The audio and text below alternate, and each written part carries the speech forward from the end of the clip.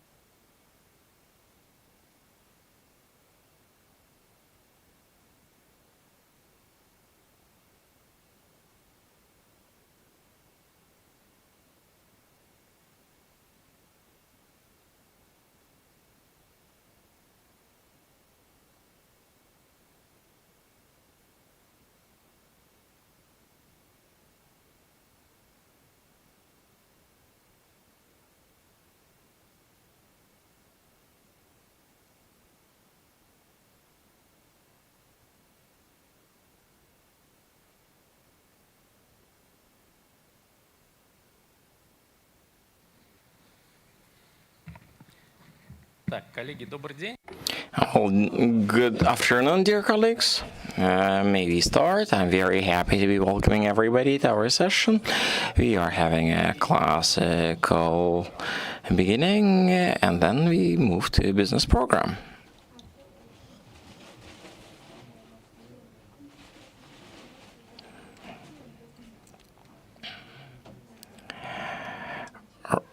Role of Islamic fintech for entrepreneurs and startups.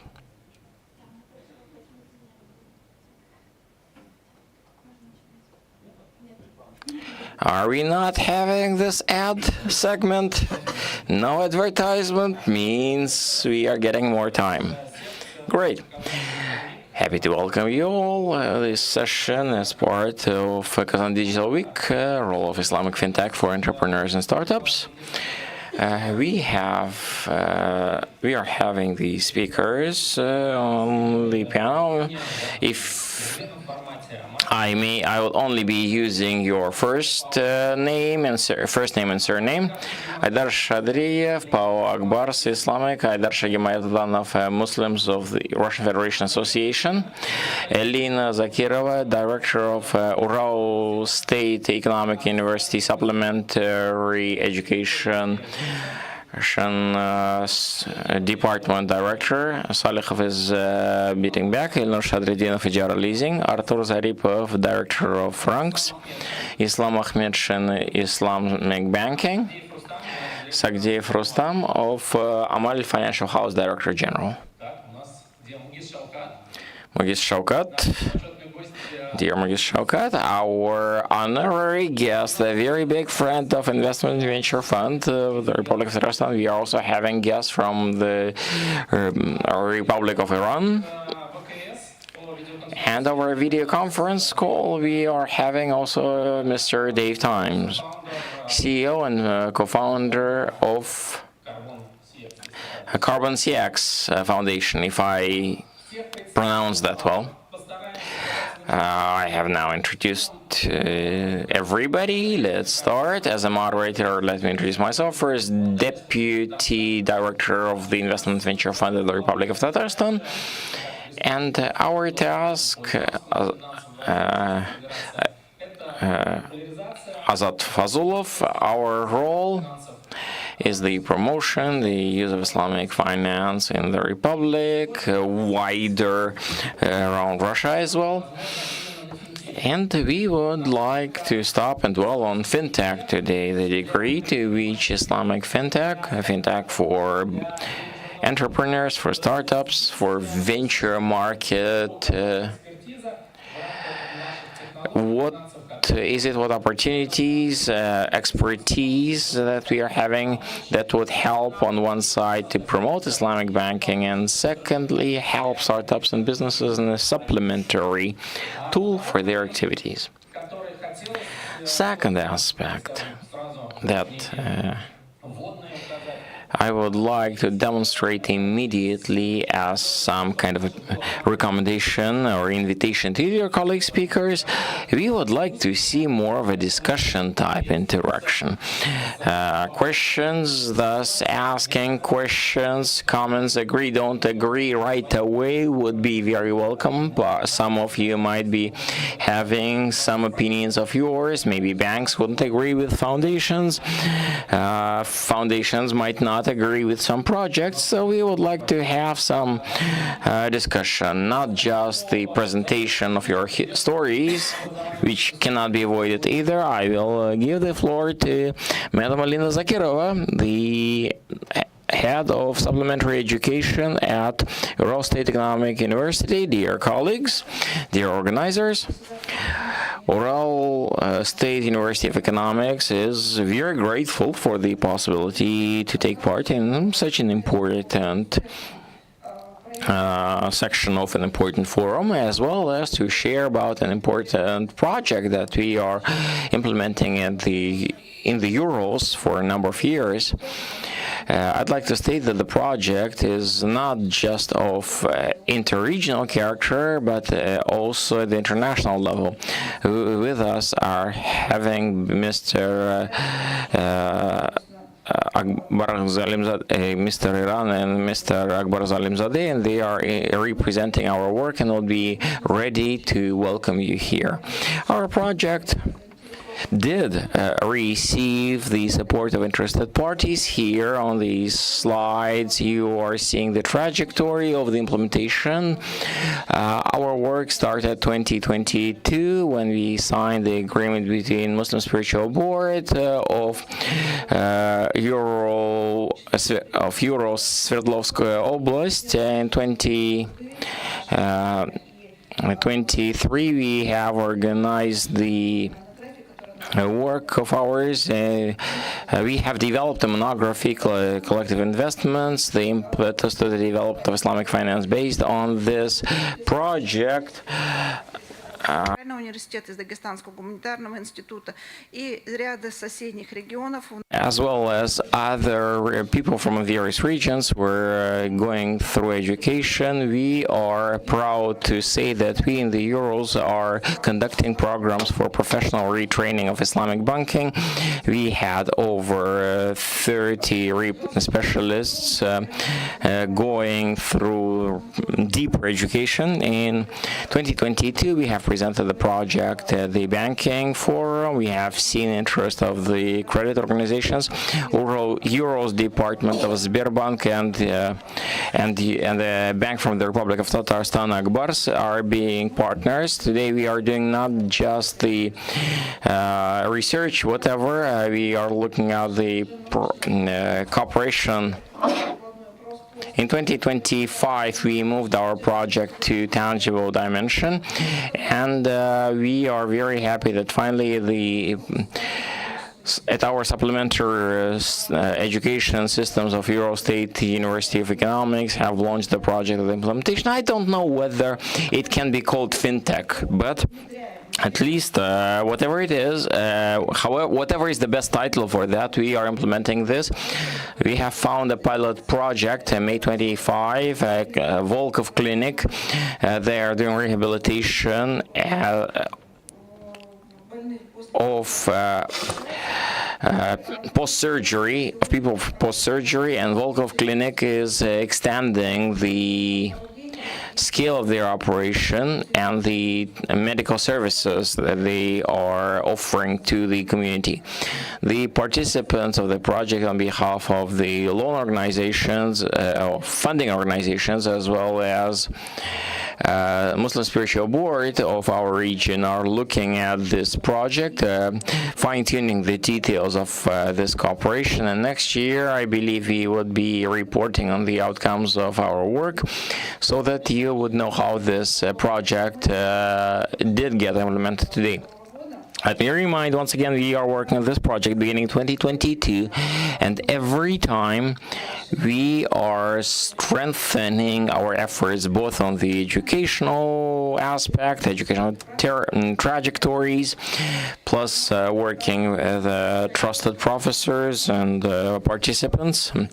We are very happy that we are being trusted by external parties, by parties within the region. Interregional Republic of Tatarstan Investment Development Fund has shown interest on the we have received necessary consultancy support as well as tangible support for developing this, not just both in the Urals as well as here in Tatarstan. Today we were discussing at TIDA, Tatarstan Investment Development Agency, how can we take this project to international level with colleagues from Iran, respected colleagues from Iran here. We've been working with them for some 2 years on educational aspects, and we were raising the discussions about organizing joint business at Urals as well as Republic of Tatarstan with participation of an Iranian bank on Islamic banking. Thus, dear colleagues, I will be calling you to interaction and cooperation. This slide was dedicated to my contacts. Maybe I should have left them so that those of you interested can take picture, whatever. I would be calling on potentially interested parties to cooperation. We are having our experience and be ready to share, looking for partners such as practitioners, experts who could engage in educational projects of ours as well as in the implementation of our investment project. Thank you very much.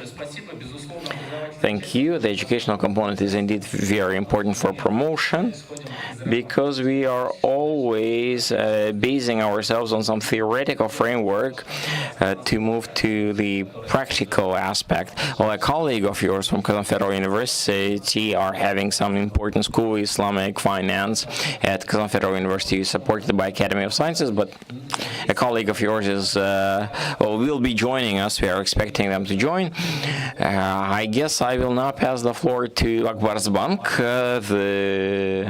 one of our the banks that was one of the first ones in the territory of Republic of Tajikistan working on starting developing Islamic banking. Especially, it was mentioned as a partner to this Euros sourced project. So maybe, Marat, that would be a good, I guess, path to start moving to fintech. We understand what's Islamic banking. What are the challenges you are seeing, or possibly growth points in Islamic banking? And of course, we would like to see the main accent as for the entrepreneurs and startups. Thank you very much for the invitation, possibility to speak at the event. Speaking about the colleague from Ural State University of Economics about the partnership, maybe we can stay behind after the session because, frankly, myself, I'm not even aware of this process or all the detailed aspects. Speaking about fintech and ecosystem of fintech for Islamic fintech, that's exactly what I would like. I wanted to start with even before I move to my presentation.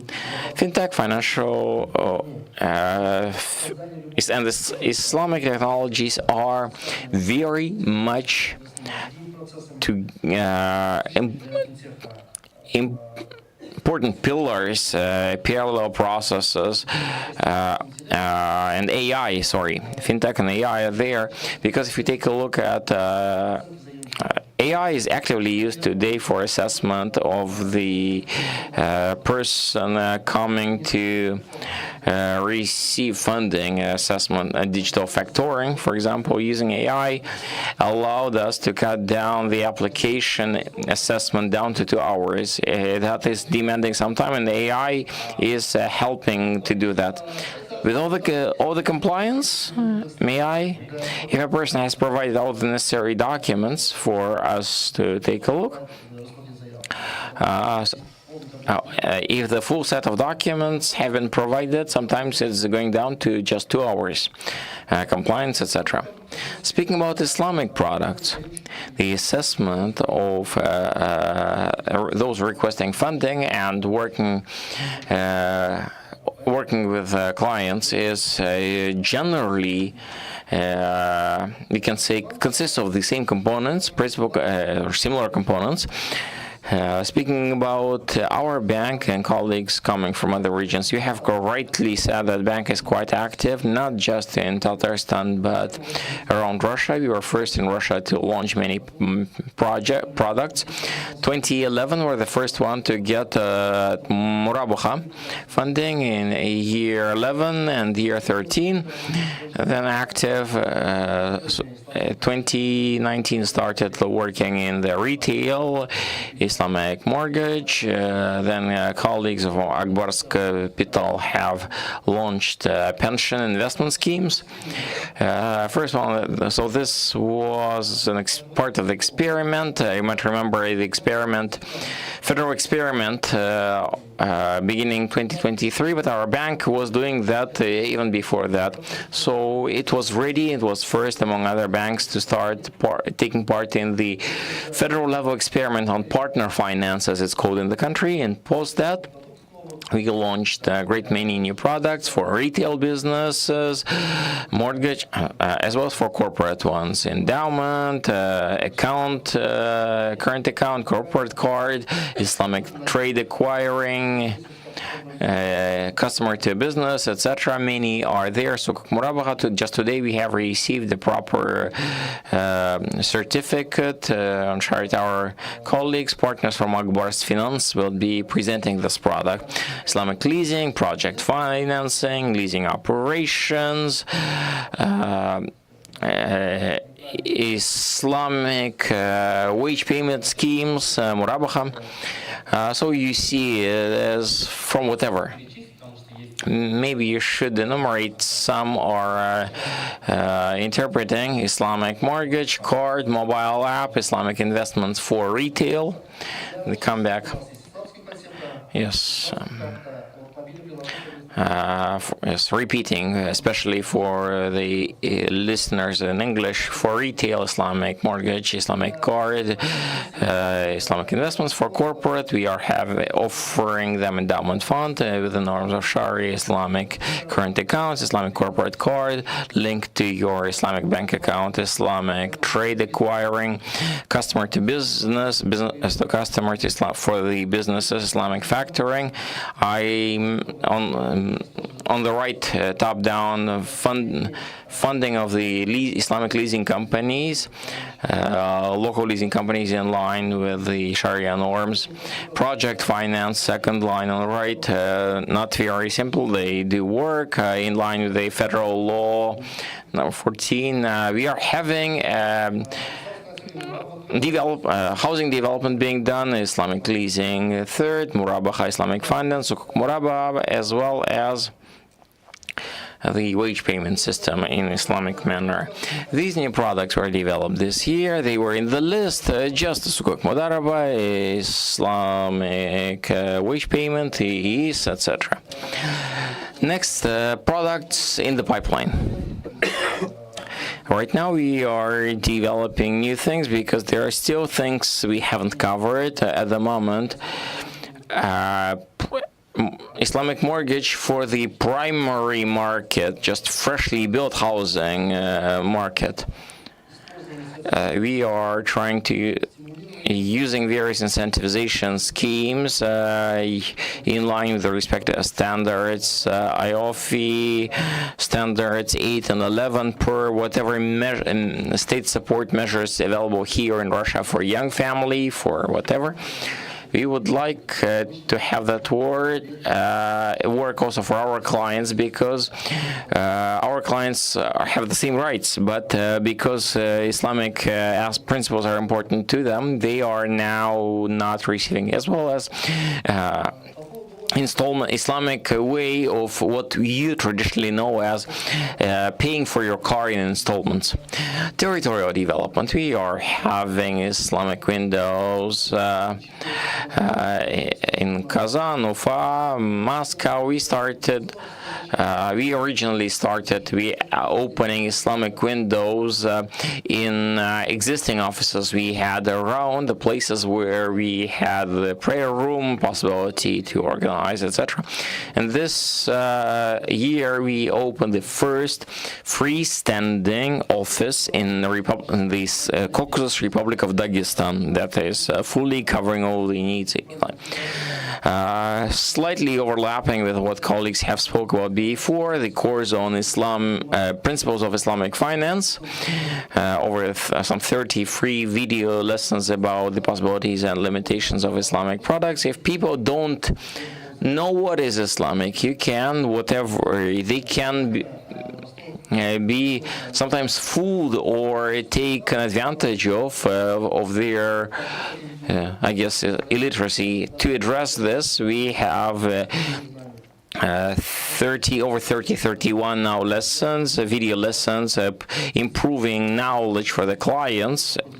Of course, there are also such courses available for the staff. In their case, we are then testing their knowledge, so we are covering our staffs, improving their qualifications as well. In conclusion, I'd like to state that fintech and banking projects and products, particularly lately, have allowed us developing this dimension actively. Of course, we would like to see fintech tools to be more actively used, And we hope that together with the market development, all the products, whatever, we'll be always meeting the needs of our clients. That will be it on my side. I'll be ready to respond to questions if any. I already have a number of questions. I feel colleagues are probably having other questions as well. Let's see and hear questions of colleagues. I'm sure the bank of yours, Akbars, is bearing the banner quite high, promoting of Islamic finance, being in the Republic of Kazakhstan and all through the Russian Federation. But the question, I don't know, to you or to bank maybe. Islamic banking for Akbars Bank, is that business or is it mainly, I guess, promotion of themselves, some social aspects, etc.? In this very case, is Akbars Bank considering Islamic market, Islamic finance as a business, as a growing business, something that would help the bank to earn money? Because we understand that funds are different stories. It's a question that we can respond. Let me start maybe from afar. I stated that the bank started working in this dimension even before the federal experiment of 2023, meaning that a regional experiment started, yes, you have seen on the slide, the bank is working on Islamic finance since 2011, and we are seeing great prospects at the market. On top of that, this is not just a products we are just presenting to you, etc. They are working, performing active operations, not just the quality of product, etc. But there are, what I mean by operations, possibilities to fund the economy, housing construction, various other companies. That's investment. That's not just corporate social responsibility. That is also business. And maybe we would give the floor to Ilnur. Let him ask a question from the point, or pass the word to Ilnur for leasing company. For leasing companies, the funding given by Akbars, is that enough? Maybe market has greater needs than what Akbars Bank is ready to finance the activities of leasing companies. Maybe you could speak some challenges, because Akbars Bank is having two hats here. On one side, they are carrying the banner high. On the other thing, they are helping other players to develop the market, but at the same time, they are a player at the market themselves too. So maybe Ilnur here, on behalf of Ijara Leasing, you could maybe shed some light at what challenges the market participants have and how.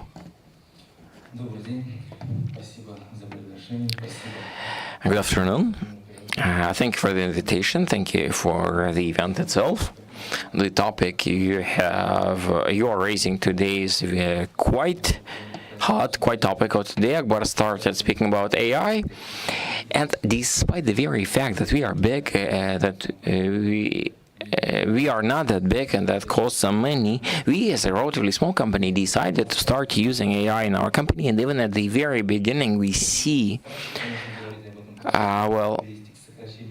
frightening to be speaking about it, because it might lead to cutting possibly jobs, something that we wouldn't want to see. But the fact is that the fintech is actively moving, and I would say not just Islamic finance, but AI is penetrating all structures and businesses. Now, speaking about the question you have given to me, there is some challenge.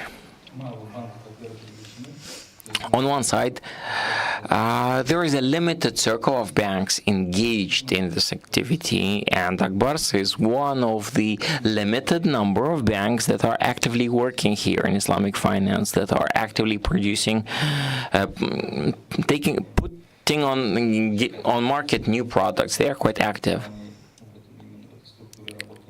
We would, of course, like to see not just Akbars, but many other banks to be engaging in here as well.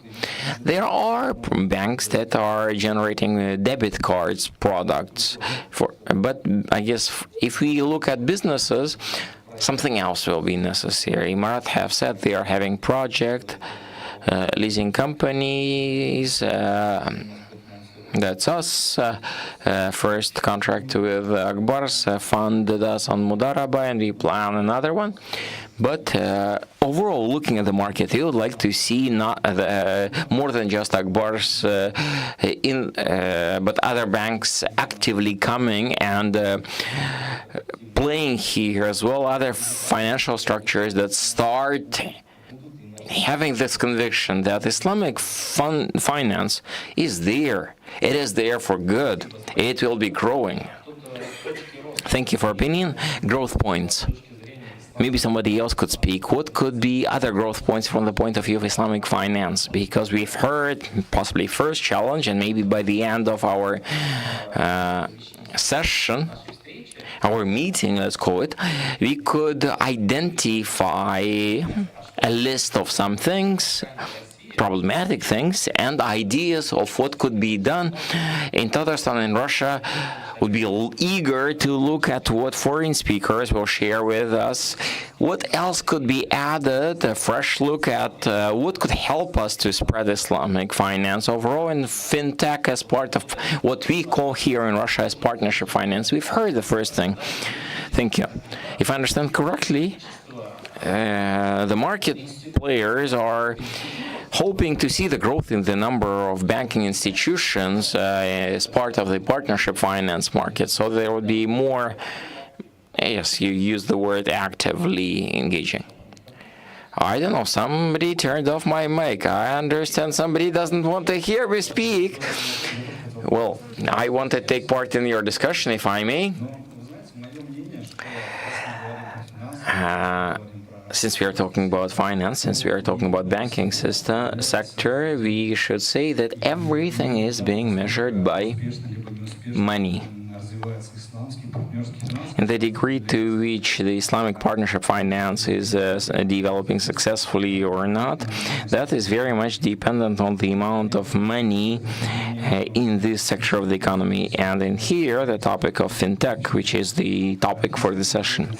Fintech here must become a sort of a tool that will help us to increase the amount of money coming into Islamic partnership finance. This, I believe, is the main vector, in my opinion. And then it would be, that would be complemented by other things. Yeah, thank you very much. First of all, it's an honor to be in the session, sitting with these beautiful people. I mean, it's, again, amazing to be back in Kazan as well. It's a very, very, very important topic. You know, I mean, I say this more that in Kazan because I know that Kazan is or Tatarstan is an ideal market that suits what I'm about to submit. Now, and this is why I intentionally say I wouldn't say this in any other country, because the suitability to what I'm about to say best fits Tatarstan in the Russian region, being a new entrant. Now, as one of our brothers have mentioned, that perhaps, in his viewpoint, fintech-driven Islamic finance could be used as one tool to develop Islamic finance in Tatarstan. To me, the core model to adopt and run Islamic finance in Tatarstan is only a fintech-driven Islamic finance, no traditional Islamic finance. If Tatarstan doesn't understand this and follow the traditional trajectory which other mature markets have done, it might as well miss the bus of reaping all the opportunities of Islamic finance if it is not based on the core single model of fintech-driven Islamic finance, i.e., I am recommending Tatarstan to become the first ever official hub of fintech-driven Islamic finance rather than traditional 101 Islamic finance. Why I say this is based on the following. Now, there are 3 regions in the world, as per my understanding and research, that can officially be called as technology-independent regions.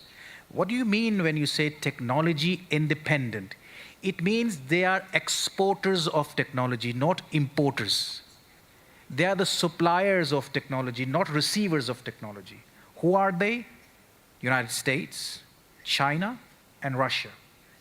And I can say perhaps Russia more because over the few months I've been visiting Russia, I have been taken aback and flabbergasted by the technology advancement and technology solution that the region, the Russian region, Tatarstan including, is already implementing. So because of the status of being technology independent and an overall technology exporter to the world rather than an importer, the suitability of this region, and hence Tatarstan, becomes much more pronounced to adopt and officially work itself to become the first ever hub of fintech-driven Islamic finance, not traditional Islamic finance, necessarily digitized, automated, tech, fintech-driven Islamic finance. This is the only way that it can easily prosper, benefit, attract tech-driven FDI, Islamic tech-driven FDI. You're not talking of course, traditional Islamic financial FDI is always needed, and it will come because of the opportunities that the country and region has on offer. But the heightened, more advanced, more modern, first ever Islamic fintech or Islamic tech-driven FDI or investments from the GCC region, from the other OIC region, and even the rest of the world will flow in to Kazakhstan if it can brand itself as an official country that is only adopting fintech-driven Islamic finance. This is so important to understand because of the status of the region. I have some slides, if anybody can, put on the slides that I have to show.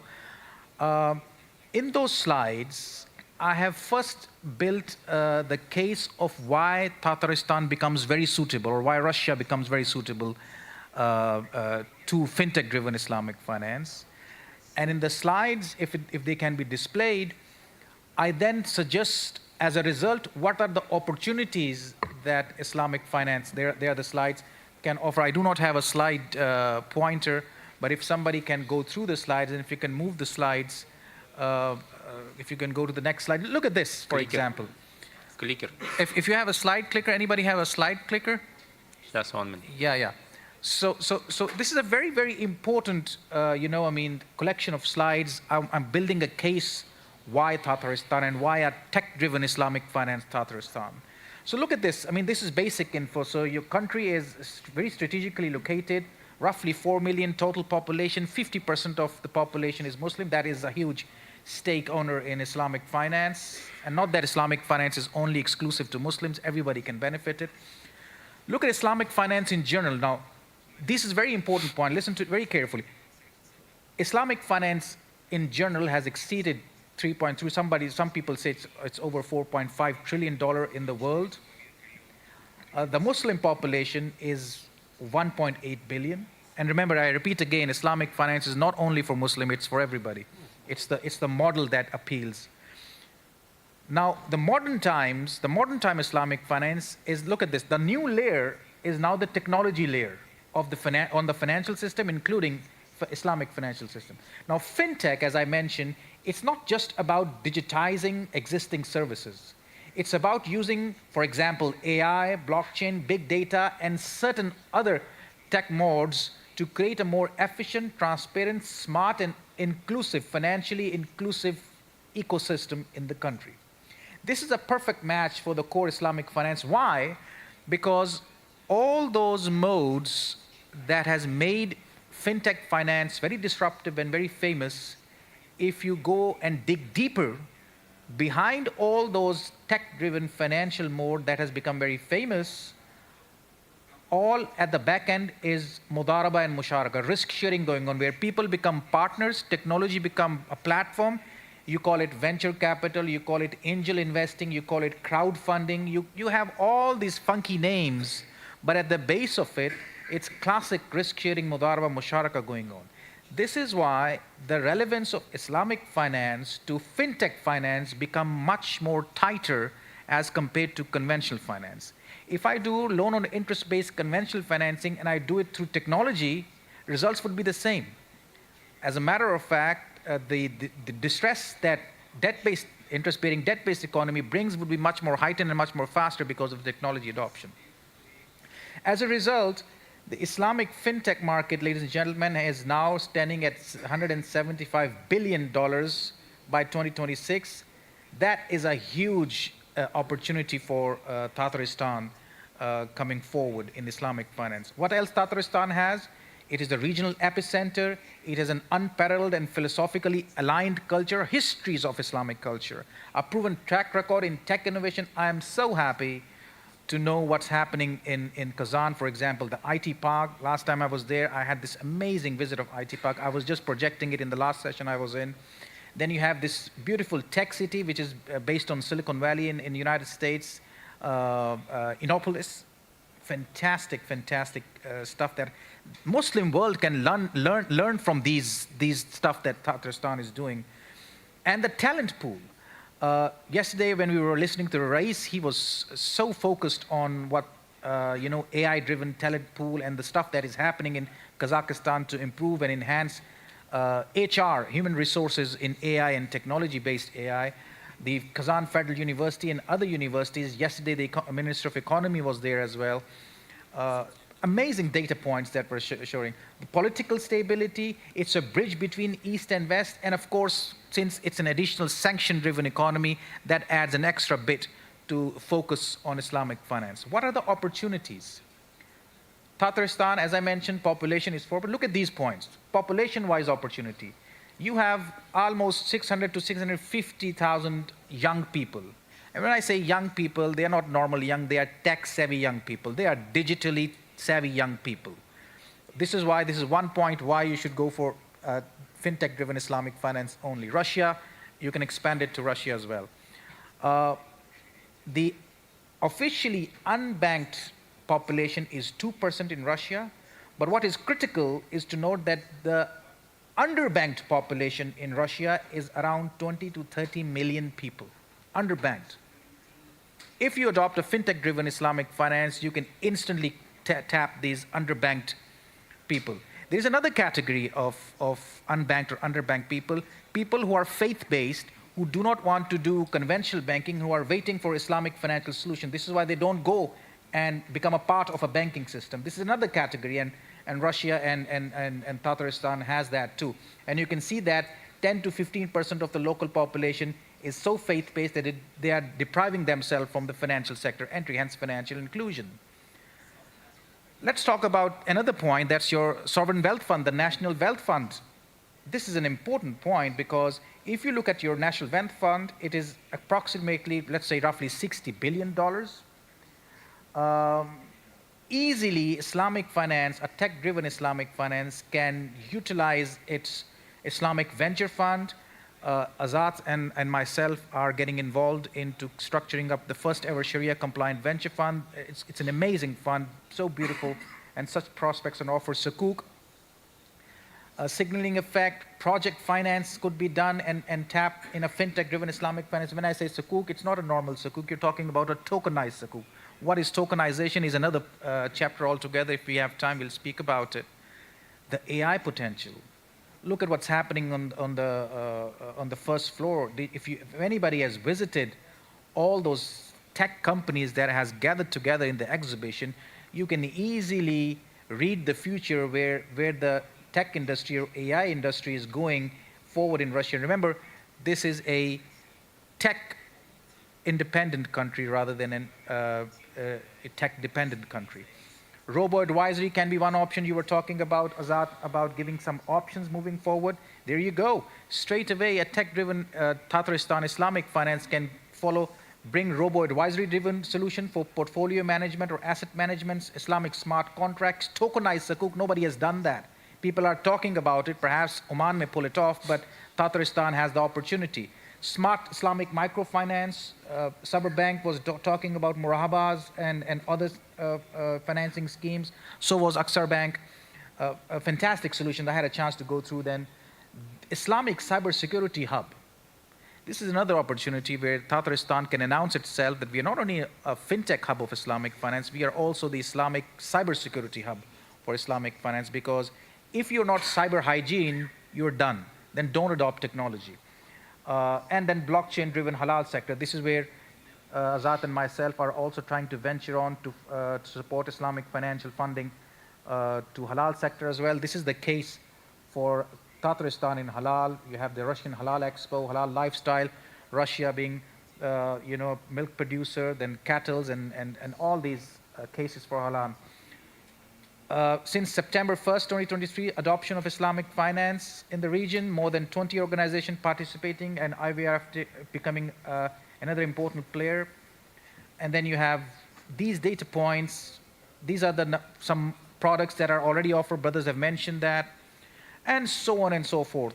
So crucial lubricants would be Innopolis, IVRFT, and tech-driven AI, Islamic finance. Ladies and gentlemen, this is such an important aspect, such an important theme, that if we are not able to pitch it in the right way to the region and Tatarstan, my worry is that it may misfire and lose its opportunities and the potential. So a tech-driven, fintech-driven Islamic finance is the way forward. Thank you very much. Мистер Мугис, да, очень... Mr. Mugis, thank you. Very pleased to hear what you have to say about Tatarstan. Colleagues, please believe me, I was not telling him. No one was recommending him what to tell about Tatarstan, but I guess you can present Tatarstan on other events or in other sections as well. Thank you for that. There's loads of questions that I have after this presentation of yours. You are here as an experiment. We're just at the starter, although we're just starting. And we are promoting the Islamic finance. We're just starting with it. You went that path already, and your experience is very important. I have a number of issues that I would like to mention. The first question, just a second. First question is to continue with the question of Rustam, talking about the problem of liquidity. Of course, this is a problem. You have revealed that we see a growing population worldwide, growing population of Muslims worldwide. Market is huge. Is it a point of growth or a problem for Tatarstan? So it is the market. We need, any product requires the market, whether it's banking product, financial product, whatever. You have noted quite rightfully that if we speak about the market for fintech in Islamic finance, that is mainly the young generation, those young boys and girls that require fintech to be attracted to the bank.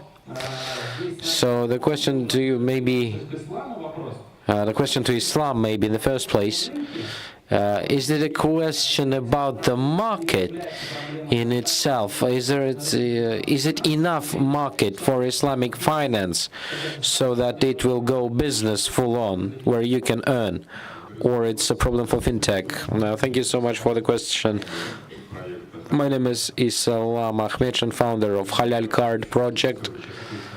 I will answer your question. Well, frankly speaking, the market in Russia, it is tremendous. More than 25 million Muslims residing in Russia, plus the people that are using Islamic products and search for dedicated Islamic products. And it's not necessarily the Muslim. If we are talking about the halal products, and people search for halal today because halal is getting trusted, because behind halal there is an expertise behind this word. And so there is business here, not only from the point of view of the banking products and financial products. And we as the company, we have found the niche where we can implement various areas. Say, well, we have observed we looked at the market as a whole, and market is quite fragmented. There are quite many Muslims, but there is no unified platform of products for them, because everything kind of in different spots. The representatives of banking, charity organizations, all of that resides in separate parts, and the mission that we are now covering is to unite everything and to kind of, make it more accessible. When I'm going to tell you about project, I will go into deep detail, and the market and the business is there, and there is place for business there, and it's great that the state paid attention to it and has given the opportunity to develop the partner financing in the country. I shall also note that when you're speaking with non-Muslims and you speak about partner finance, it is mainly related to religion. But when you start telling that partner finance, in the first place, that is about ethical conduct, not the religion, and you draw attention to the fact that the partners finance form the base in the Christian world as well for all types of financing. So when you speak about partnership finance or partner finance, there's a big future ahead of it. From the side of the entrepreneurs, just have a look at, entrepreneurs in Russia. Everybody needs money for financing of the business, and they go under the rates of the banking rates, and they say, okay, we can give you money, and that's what the bank says.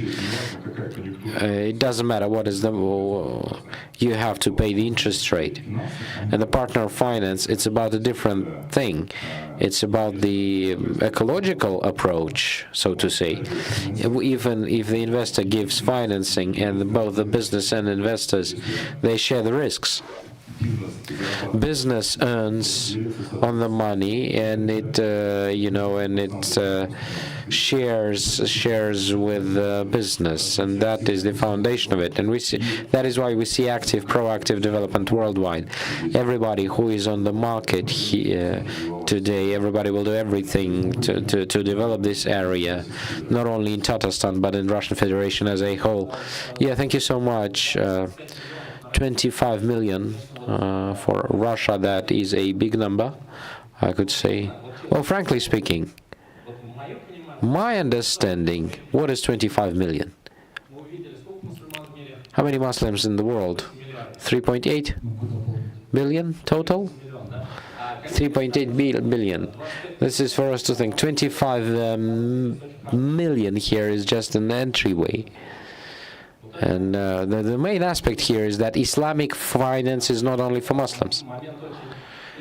This is what you have to amplify, I believe. And I would like to give the floor to our online speaker. There's a big request to show the following. Well, how the recommendations to popularize Islamic finance further, and maybe in our growing market, though the market is just being created at the moment, what shall Tatarstan do as the region, and what Russia shall do as a whole to take it to the whole new level? It's my opportunity here.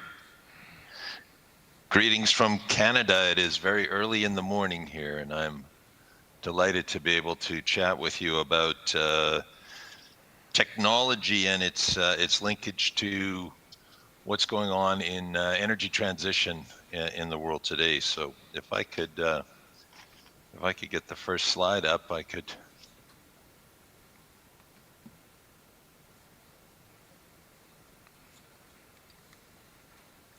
Maybe the next slide there. Можем слайды вывести? I wanted to introduce myself. My name's David Timms. I've been involved in the energy business globally for over 30 years, and have been involved in the carbon business for about the last 4 years, I guess, since we launched Carbon CX. And listening to Dr. Mugeeth make some early comments about the importance of digitization and avoiding the traditional route. That is the path that we have undertaken with Carbon CX, which is applying technology to the challenge of the global climate situation. So if we could change slides there. Many of the challenges as we enter this period of energy transition globally, we feel in Canada are very similar to what you would feel in Russia, for example. We are a major producer of oil and gas, of fossil fuels. We are major exporters of those products, and they contribute significantly to our national gross domestic product. So as we talk about being in a climate crisis, we're also managing what's the reality of going on in the energy business now, which is fossil fuel increase, demand for power, of course, for AI. I'm certain there's lots of discussion at your conference about AI demand. And certainly the notion that we need to deploy technology to solve many of these problems. And this is a huge opportunity when you look at the carbon market. We have this climate crisis paired with this notion of how do we get to net zero carbon emissions. So just for sizing, currently the global carbon market is expected to be about $250 billion by 2030. We need to get that probably to $1 trillion if we are really going to make an impact in carbon reduction efforts. But we need more finance and we need more opportunities for global participation. And certainly the growing Islamic finance market, particularly if it's aligned digitally, has a great fit with what's going on from our carbon reduction efforts. And certainly these opportunities, I put the point in the presentation, are not just synergistic, but transformative from a global perspective. So I really see in my discussions with Dr. Mughith the opportunity for Islamic fintech to be a leader in providing technology solutions for both the technology side of energy transition, but also the notion of investing in projects that are pushing forward the right climate strategies. If I could get the next slide there. Currently, there's two elements to the carbon market. First is the compliance market. This is globally where governments have mandated emissions caps on industries, and they've generated government incentives through carbon credits to be able to incent that behavior. So you're seeing it in large-scale carbon storage, underground storage projects, and the like. But really, it's the voluntary markets where we need to see the growth, and this is where we operate, because this is where participants are offsetting or reducing their energy use and their carbon emissions by choice and not by government mandate. So if we can really align a lot of the technology initiatives, whether it's industrial efficiency, whether it's focusing on elements that you're discussing here today from a financial perspective and providing investment opportunities to customers, to the retail customers, and then providing returns to Islamic finance motivated investors, is I think this whole carbon space aligns perfectly from a value perspective and from an opportunity. In terms of the next slide, there's really three categories where we see potential for ethical growth in the carbon business, and that's really through industrial efficiency is the first, which is optimizing operations. We have worked on projects globally in a variety of areas, and some are as straightforward as fuel additives to improve the mileage in trucks, reducing fuel consumption by 10% by improving efficiency. That is 10% less carbon that's being emitted then by the business operation. Another big area is avoided emissions when they're doing industrial cleanups on projects, and we're faced with this all over Canada and all over North America. We've been involved in projects as far as Vietnam and down into Southeast Asia as well, where it's avoided emissions, where you're trying to avoid the distance the trucks are driving as they're undertaking these cleanup projects. And then, of course, more straightforward ones where technology is really driving on energy storage, for example, bringing new battery technology, capacitor technology to reduce peak power demand and the like. So there's lots of opportunities to deploy both scientific capabilities from a technology perspective, but then also from the financial side. And we're seeing that from a customer demand where the customers that are ultimately using the technology are really trying to respond to customer requirements. They want to improve their lives. You want to improve communities. We see significant efforts in Africa, for example, particularly in West Africa, where they're trying to really improve the quality of life for people across the entire region. But ultimately, it's driven by finance, and how do you structure those products and those returns. And you can certainly, we've seen some very interesting products, and Dr. McGee hinted to some of those in terms of profit sharing, joint ventures, and certainly Sukuk instruments, asset-backed instruments as well, fit perfectly with what's going on in the whole notion of ethical growth and a sustainable future. Next slide, please. So how does a business like Carbon CX, and I just view us as a prototype business for lots of different types of businesses that can participate in the growth in Sharia finance in Russia, for example. We're independent, and that's important. We're not government related. We operate in a Sharia compliant manner, and we operate in a very public basis because we record all of our information to a blockchain. So we've eliminated a lot of the administrative burden that exists in a lot of industry. And again, Dr. McGee highlighted the fact you need to move directly to a digital solution and avoid all of the missteps that occur when you have a very bureaucratic and very paper-heavy industry. You need to take advantage of the digital tools that exist today. Importantly, we also issue digital credits. So we operate in a blockchain environment. We're issuing credits into digital wallets. It's a technology that's very similar to what operates in cryptocurrency markets right now.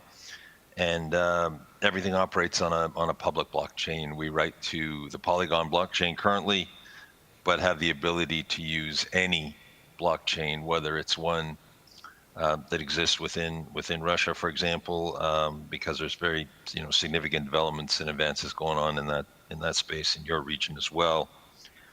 And then ultimately, it's how do you facilitate the returns and the participation of the capital in the projects and in the credits. But the credits really become the currency associated with the deployment of technology. So we provide that linkage between the project, the use of technology, and then ultimately the financial element, and do it in a very visible and transparent manner that makes it easy for everyone to understand what's happening from a project perspective. Next slide, please. This is really a global scale opportunity. The opportunity is huge. It's huge for the region, for Tatarstan, and very much an opportunity that I think you want to take advantage of, participating in the carbon space. This doesn't need to be disruptive to your existing economy or your existing efforts. Really what it is taking technology and aligning it with the efforts that you're undergoing. We all want to reduce our operating costs. We all want to increase our financial performance. And by structuring carbon credit investment products that can participate and motivate in this business, providing technology solutions, this is a huge opportunity for Islamic fintech. And so there's various places, as I indicated, the carbon credits themselves.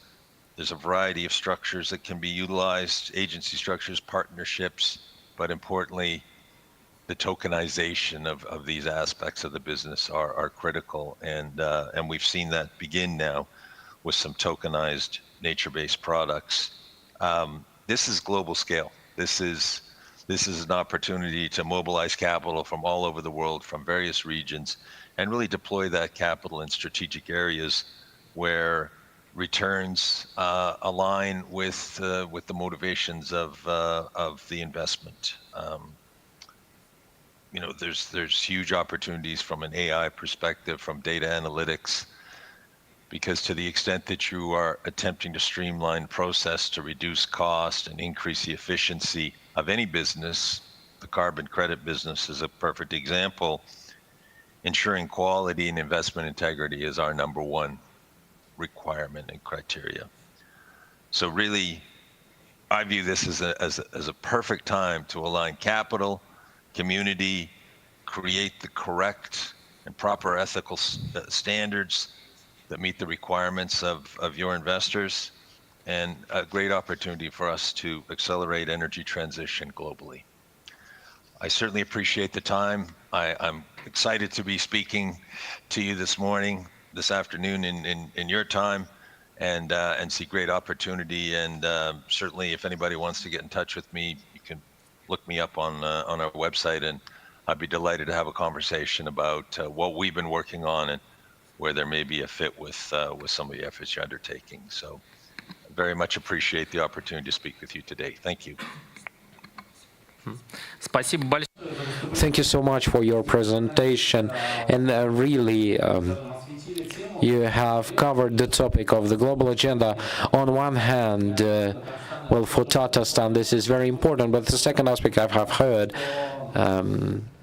that you noted the colleague is proposing to put an accent towards the global agenda through the financing of large industrial projects. And here I can comment it as follows.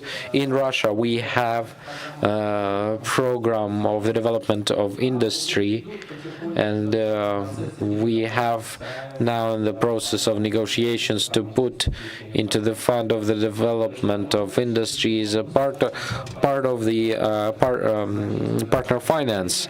And this can really foster the development of the industrial projects, followed by the ESG agenda and decrease of the carbon effects.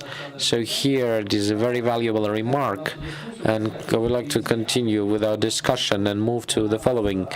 With the Association of Muslim Entrepreneurs of the Russian Federation, how do you assist in development, and what are the products of financial fintech products that you are having the active feedback from the Muslim entrepreneurs? Good afternoon. Assalamu alaikum to all. We are in this for some 20 years, beginning to work with, bring together Muslims around the Russian Federation. Alhamdulillah, today we are having 15,000 members. We are quite a large ecosystem. We are having our investment fund, our charity foundation. We have our business club, our women's movement, our children's movement. We have production. We are having our respective financial company that is supporting, helping Russian banks to develop and offer Islamic financial products. So we are the endpoint of what was discussed. We are the consumers of all this, and the members of our association are actively using that. Until banks offer some interesting products, we are addressing all the issues inside our association, meaning that we do not have a problem of finding money. And here they're saying the problem of liquidity. Well, we need interesting projects. Everybody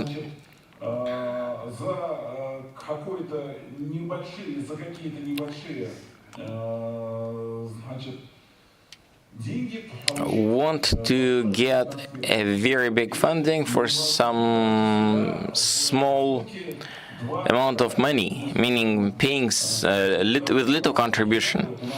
That's not happening. We have been discussing this with Rustam. We are saying, no, we will not take money from Amal Islamic Finance, or better take haram money from Sberbank. What if Muslims start coming to Amal Islamic Finance and say we would agree to have 5% interest a year, and then the Amal will be giving you at 7 or something percent, or delayed or whatever? It's mathematics. you need to look at how this can work. Islam is a multi-leveled party, meaning that if there will be an interesting project, there will always be some who will be happy to invest.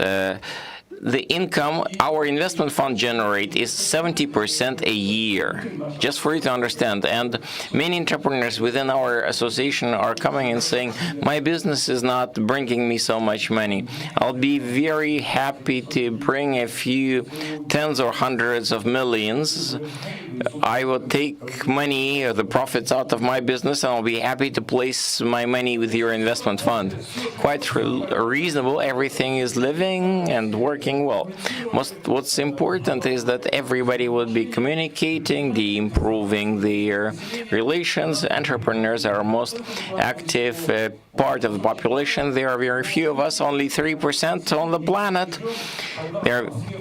But we are the people who never sitting back and waiting for whatever command, some decree, some ordering everybody should be going that way, walking in the lockstep.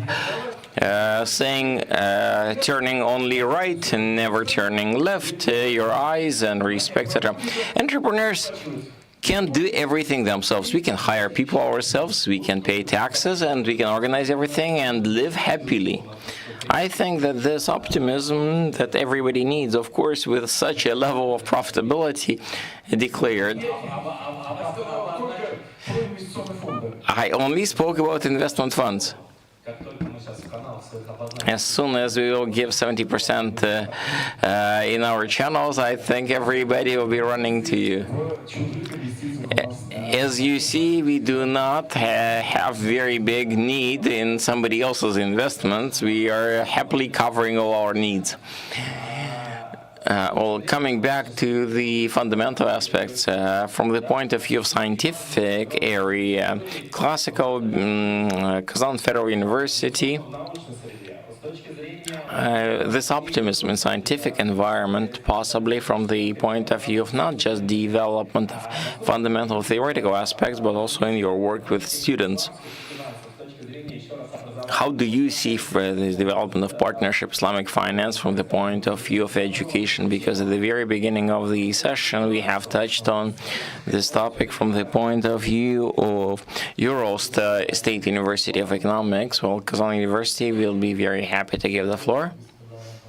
Assalamu alaikum. Bismillah ar-Rahman ar-Rahim.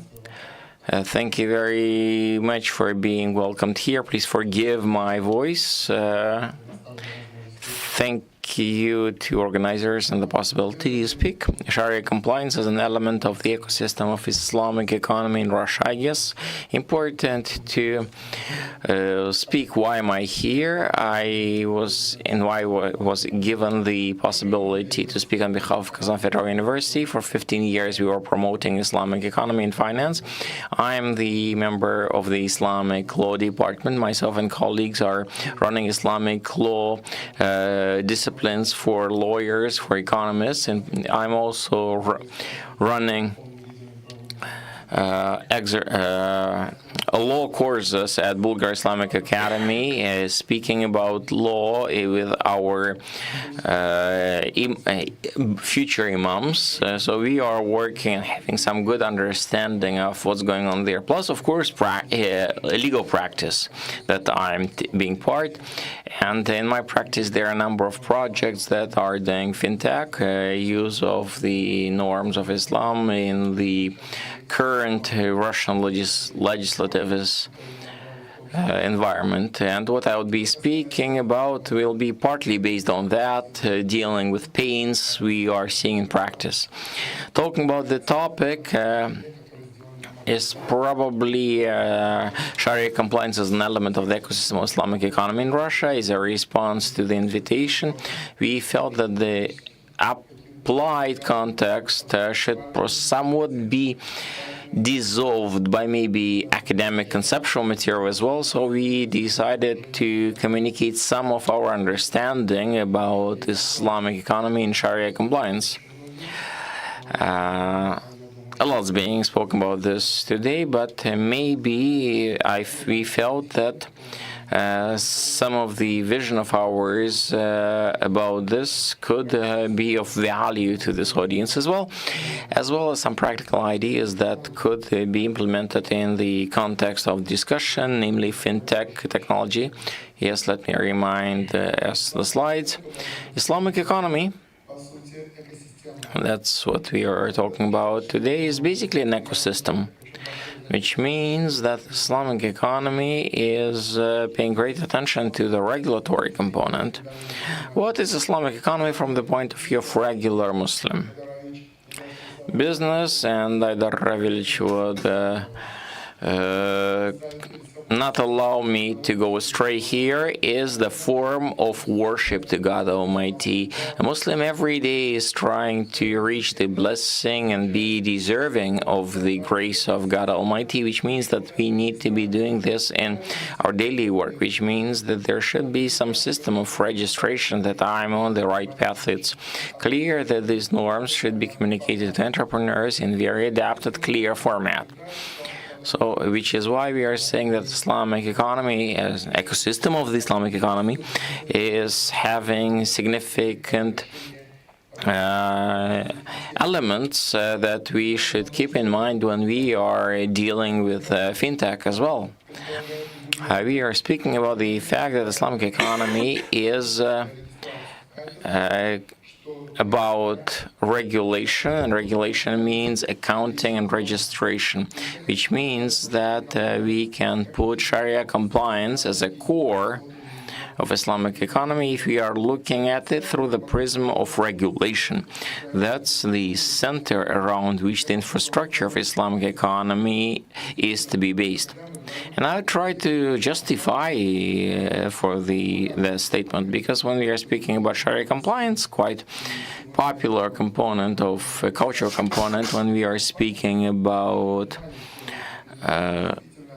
operation of companies, we are saying that this way entrepreneurs are coming back to something that is unfortunately long forgotten in Russia, when the merchant's word was more important than the signed agreement, that you have to be following the high standards of ethical standards. Until then, people would not be shaking hands with you.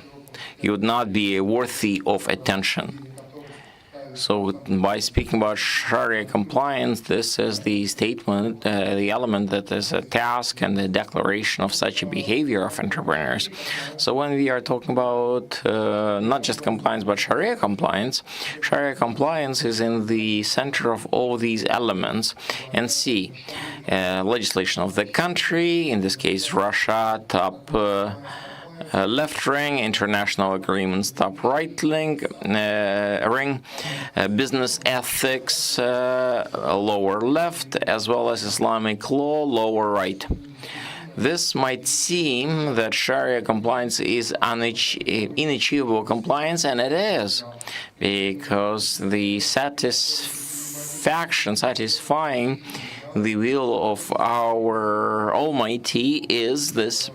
We are part of the system, aspiring to this possibly not fully achievable ideal in some case, entrepreneurs competing in aspiring to this, possibly a fully inaccessible ideal, but something that should have a clear structure that would allow us to create something similar to what the Japanese have done. For example, you would know that the Japanese economic miracle is introduction of their standards and the national award on quality. In this sense, Japanese entrepreneurs are competing in quality national prizes, are giving them then preferences. If we extrapolate that experience of our Japanese colleagues, we should create a system in which entrepreneurs will be competing not declarative manner, not for formalistically, but would be competing in providing in the satisfaction of the will of God, and that should be competitive, etc. And I'll show you how that can be. But first, obviously, we need to talk about the environment in which we are seeing the background in which we are seeing the Sharia compliance development. We are having one interesting trends, and we can state that on the example of the Republic of Tatarstan, Dagestan, and other Muslim regions, we can see how strongly halal dimension is developing halal industry. Practical examples were given supporting this statement before. That's number one. Number two, institutionalization and successful development of business development, Association of Muslims, MAIP movement, etc., are with their act themselves are showing how big that is, how important that is in for entrepreneurs. They are successful. I was many times present at their meeting of the business club of theirs. The atmosphere is very different. I would say the energy, the sense when you are among such Muslim entrepreneurs. And that is demonstrating the great potential of that development. Next element I would like to draw your attention to, please pay attention, number 3. We are seeing bullet number 3, shift in the consciousness of the business community from the understanding of halal as a tool, as a marketing tool, mainly that was allowing you to get the more trust from the entrepreneur. But today we are seeing business culture, halal is a business culture, both in production and trade. They are seeing this not so much as a tool of promotion of their product, but as a business culture that is being introduced into their operations at all levels of business. That's positive trends that we have to respond to with fintech solutions. Well, now negative aspects, I marked them in light red. A limited number of successful practices of complex transition of enterprise management to Sharia standards. There might be success stories, but maybe they're not being promoted that much.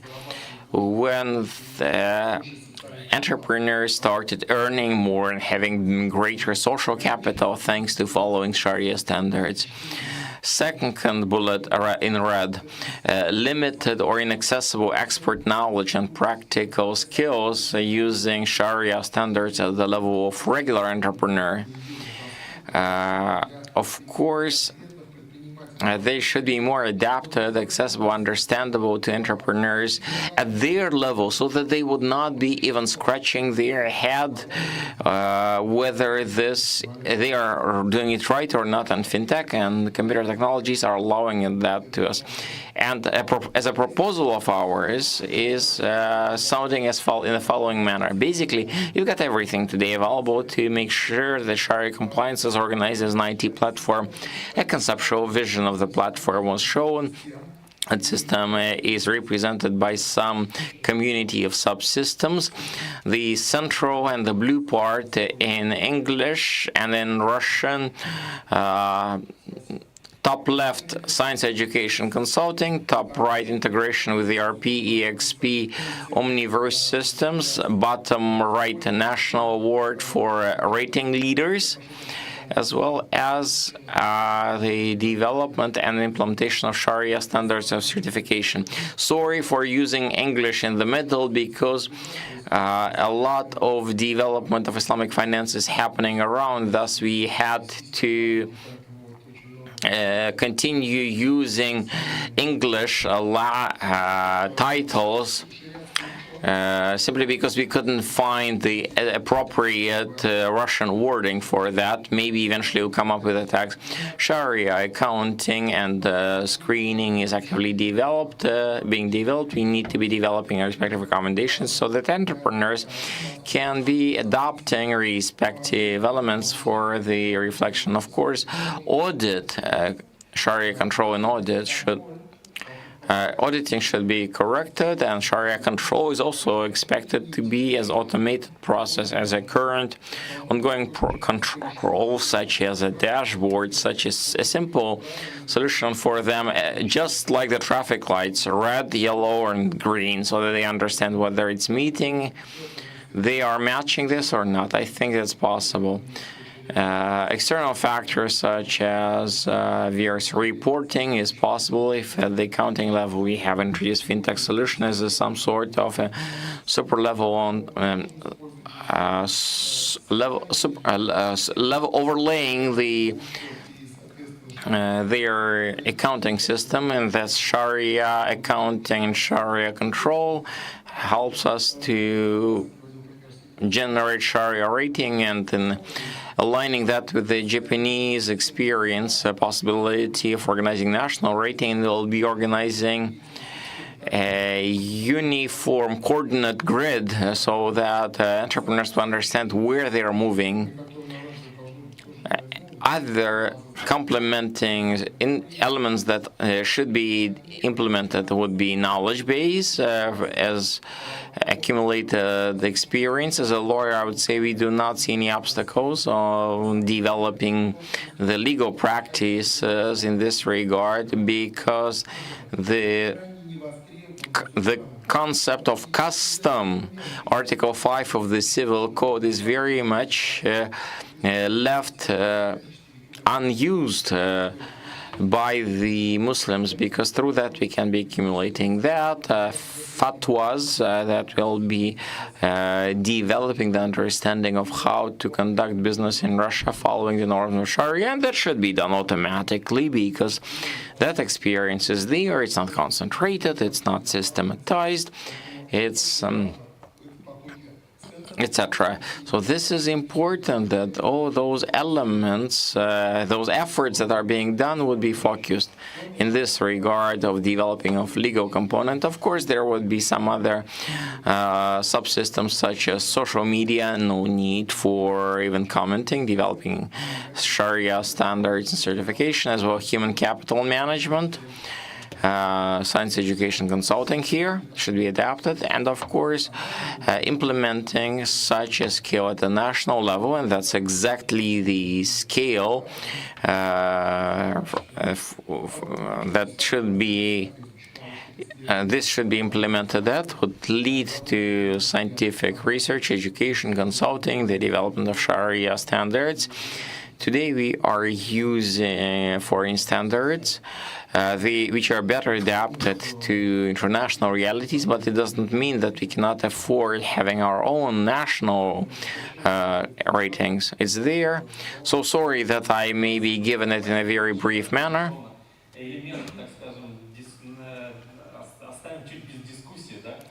Maybe we should leave that without discussion, because we are overtaking the dedicated time. The most important thing for us to know that Kazan Federal University is moving with times, promoting this elements, but this, on top of that, it seems to be of value, educational value, not just for students, but also for entrepreneurs, and that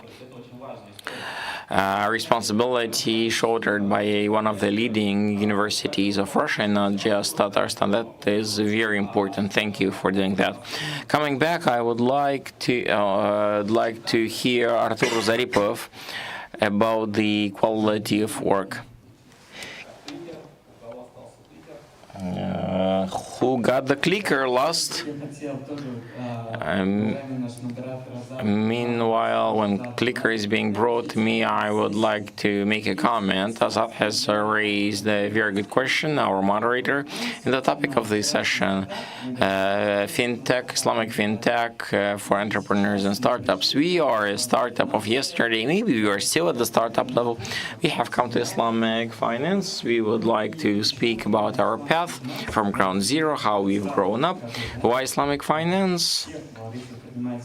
Well, let me just call all young entrepreneurs to be coming into this, moving in here, because there is very low level of competition at the moment. What we see, if you take us, we felt that we entered blue ocean, and thanks to Islamic finance, we are being able to reach out and start some projects together with leading banks of Russia, fintechs, is finance and technology. Some startups that do not have some extensive backgrounds and some well-known people behind themselves, but this niche product that might not generate money immediately, there was this question there. It is very good from reputational point of view to begin with, and that might, dear colleague entrepreneurs, be an important door opener to reach out and start working with big businesses. I'll tell about what we do. Our company, we exist for 4 years. We were founded as startup. A bit of our achievements: we are accredited investment advisors in the register of the Central Bank of Russia. Our databases are certified. Our team has all certificates of professional participants of the stock exchange market, plus we have the most prestigious international certificates such as CFA, everything about stock exchange markets, stock market of shares. Bonds, it's forbidden for the Muslims, that's why we're talking about the shares only. Plus, we became the winners in the nomination of Technological Company Innovation of the Year. We were awarded at the Russian Venture Forum. The residents of the IT park. Why are we dealing with it? So we came to this industry not out of a sudden, not just because we became interested. And all of our background and education, all of that is related to finance, maths, investments. My partner and myself, we work in the banks, in managing companies, in brokerage companies. Last place of work, that was the fund where we managed the capital of one very wealthy person. The capital was about 20 billion. And even this person who had a huge team with unlimited resources, we saw that there is a lack of tool for the rapid selection of the best investment ideas. At the moment, we were not thinking about the ideas for the Muslim world, but the approach was towards the overall investment ideas. There was a COVID, and the market went down. Our founders started, search for the ideas because everything is cheap. Crisis in Brazil, find me the best companies in Brazil. Super highly qualified specialists, but they didn't have the tool for rapid search and selection for the best ideas. And that's when we understood that that's what the market needs. So in the industry is moving towards fintech, and where fintech is moving, and the industry is going towards the fact so that the investor would spend his money easily and make decisions easily. But nobody cares about the right decisions, whether they're right or wrong. It's just the ease of spending the money. And we are trying to solve it. Where the industry moves, various services I'm showing here, and our target was to assist investors in their selection. We have created our own foundation, quite a unique one. That's where we started. We have 3 pillars of it. The unique databases, we get the data on all of the public companies of the world, those that are traded on the stock exchange. About 50,000 companies like that, 138 countries total, 158 industries of economy, about 150 indicators go into the final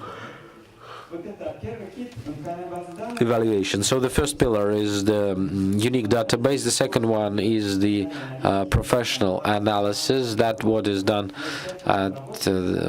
We automated this work. We replaced the professional analytics from big trading houses. Plus, we have our own data science lab where our mathematicians work on the facts so that the evaluations would correlate with the future profitability of shares.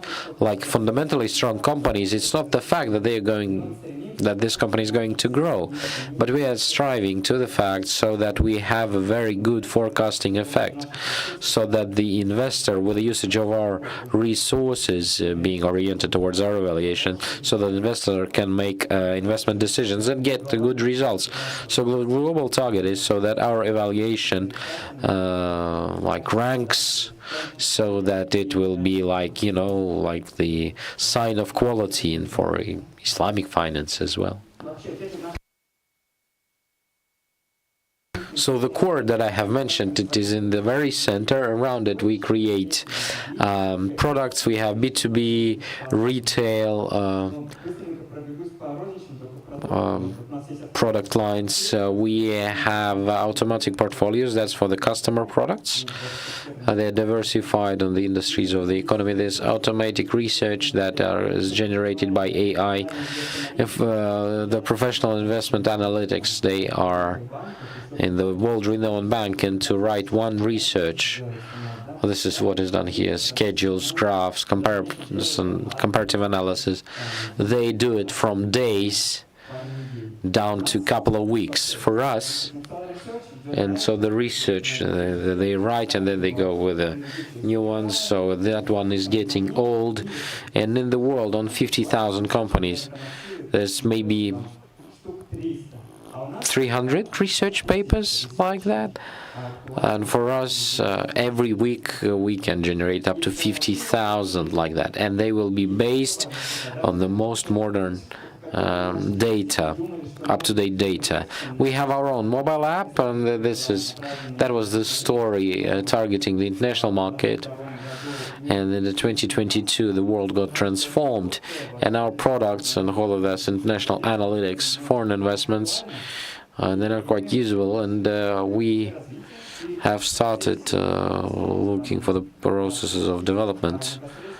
And we came to the fact that our clients are always saying to me, you know, why are you giving the analytics? Why are you not managing it yourself?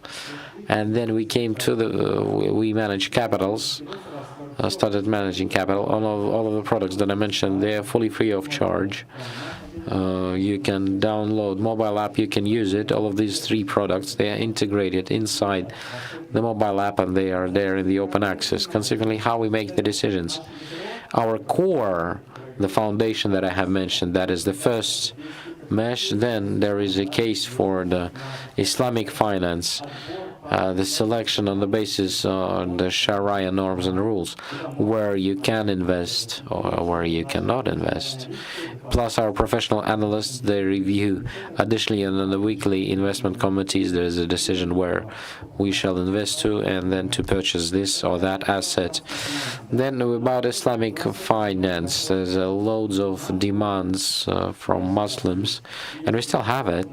And a year ago, we decided to implement these evaluations here. We have found the suppliers of data and implemented the international evaluation for all of the companies of the globe. So 9,000 shares on the basis of that evaluation. And I have presented this story last year here in the cross-section of the countries.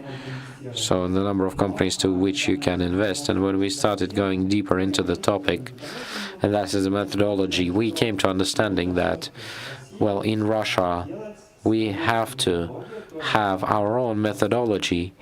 It has to be approved.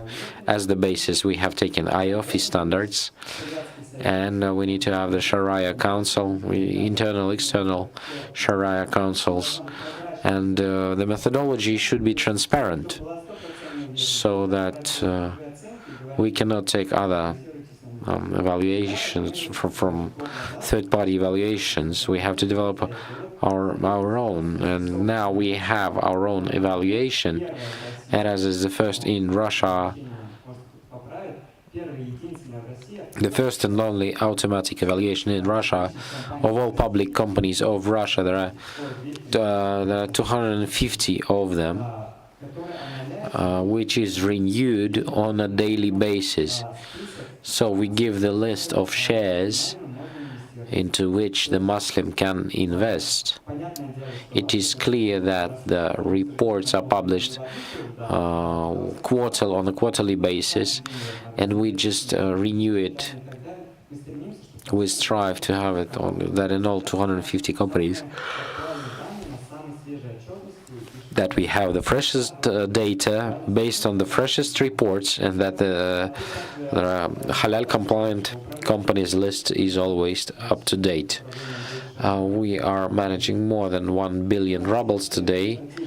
Our strategy, they are ahead of benchmarks and indexes, MOEX, S&P 500. So we have the analytics team, and my partner, he is strategies that are more about Islamic finance.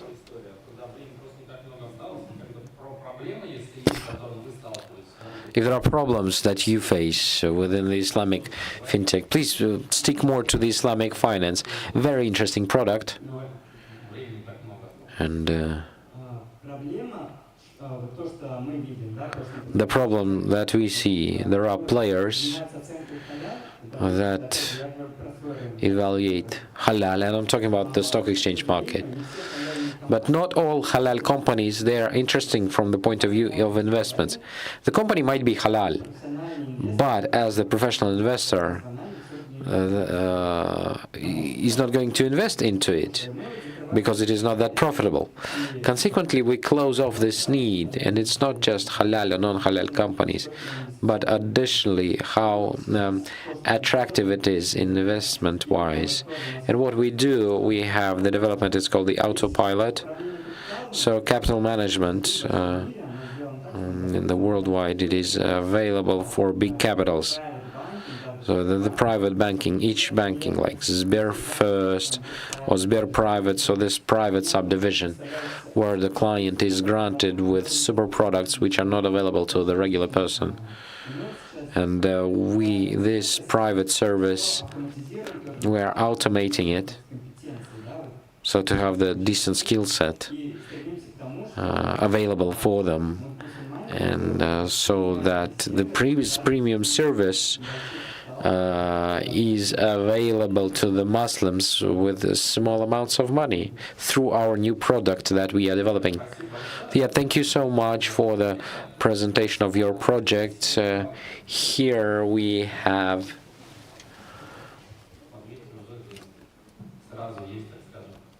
there is a feedback question. Let's come back to the audience. Maybe there are question too for the speakers. Maybe we can discuss something. Maybe something is unclear. Maybe some do not agree with something. So there was a discussion in the first place, and I would like to put an accent onto the problematic aspects. What can develop this, how the collaboration can assist. And further down the line, me as the representative of Investment and Venture Fund of the Republic of Tatarstan, we as the institutional player in the territory of the Republic of Tatarstan, we can assist somehow, somewhere, with initiatives like to push it through to become more important. So here now, a question to the audience. Do you agree or you do not agree with these discussions? Sergey, you have had extensive experience from the point of view of implementation of fintech. Yeah, the microphone, please.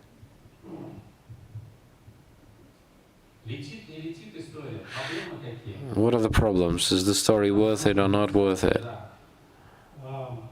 Well, my name is Sergey Четверяков.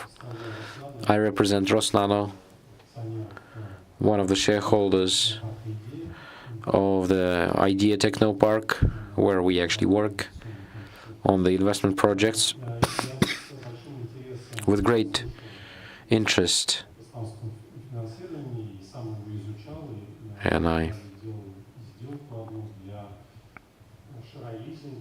for share leasing, we did one deal, and that is the Indian leasing company that was done in 2012, and that was Sukuk. I was interested in that at a time. Azad is asking about my experience in fintech.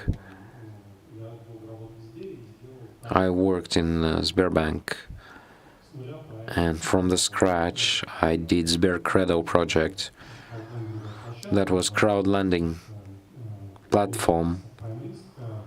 There were institutional investors and physical persons. I have listened to many of you. The ethical and the religious is the key driver of all of the area of activity, and that is important because ethics in business, it is important, and the older we get, the more we think about it, and that is. And that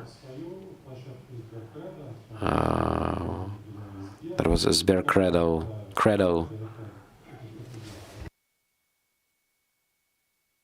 is trust, and the credit actually comes from this word, and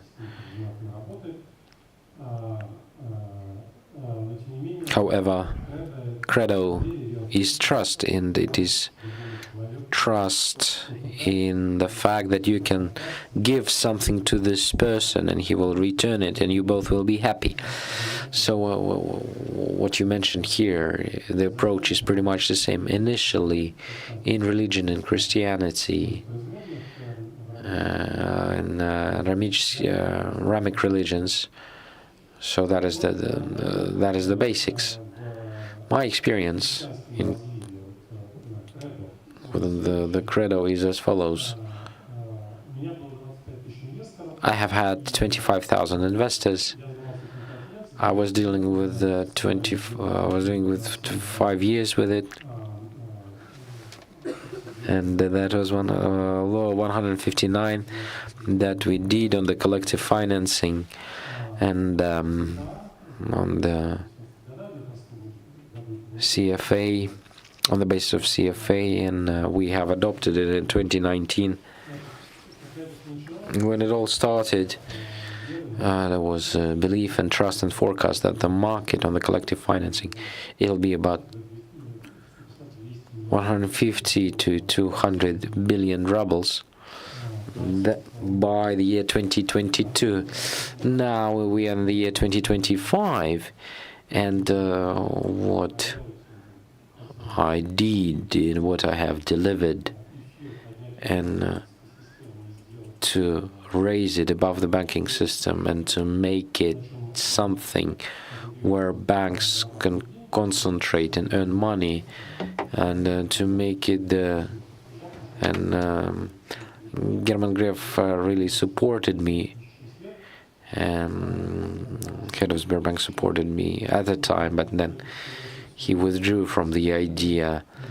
So fundamentally there is ethical part, and there is the thing as like fighting the asymmetry of information. When the big players, they generate more information and they earn on the basis of it. If you accumulate more, then you can earn more, and that is the basics for becoming more rich in one of the system of coordinates, whatever it is.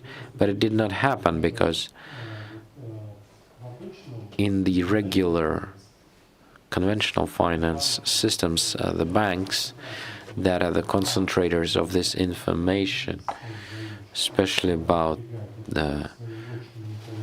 they really everything that appears alive outside of the banking sector, they either destroy it or they purchase it. And new financing by 2022 projected was 150 to 200 billion, and now this is about 25 billion rubles of all of financing. What is 25 billion rubles?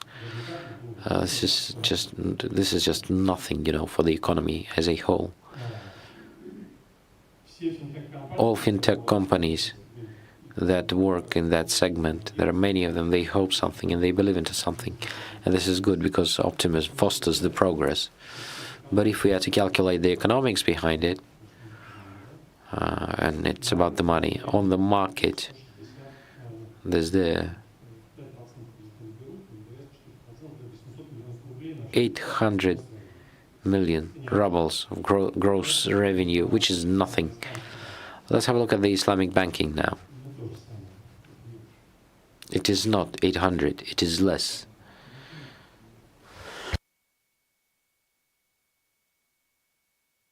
The reasons, I do not know the reasons.